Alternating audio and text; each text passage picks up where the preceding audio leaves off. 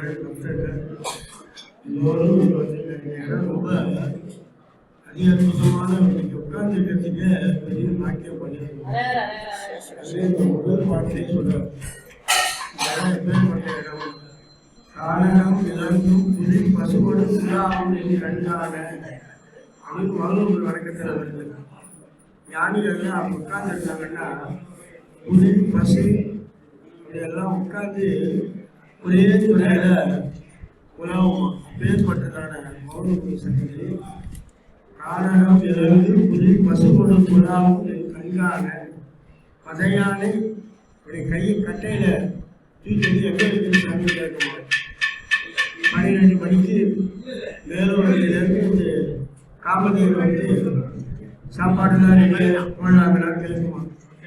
அவங்களுக்கு வெறும் சாப்பாடுலாம் போட்டு அடுத்த வினாடி மேலே போயிடுவாங்க.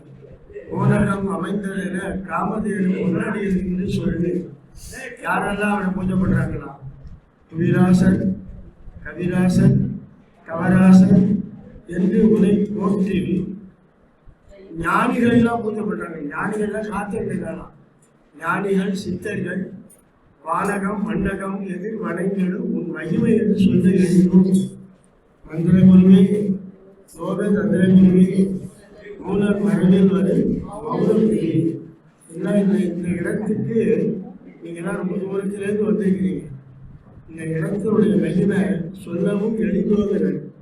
அங்கே மேலே வந்து சுப்பிரமணிய சுவாமி இருக்காங்க. சாரமா முனிவர் அப்படிங்கிற அவர் தான் இந்த மடத்தினுடைய முதல் குருமகாசனிதான். இந்த மடம் வந்து சாரமா முனிவர் மடாலயம் அப்படின்னு பேர். அந்த முதல்வர் தான் அந்த சுப்பிரமணியர் இருக்கார் பாருங்க, அது வந்து ஜீவ சமாதி.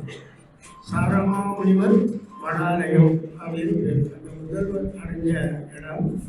அதுக்கு பக்கத்தில் அப்படி சிவலிங்கம் இருக்கான். அதுதான் மௌனகுரு, அந்த ஜீவசமாதியான இடம் அப்படிங்கிறது நம்ம எந்த இடத்துல வந்திருக்கோம் அப்படிங்கிற தெரியுது.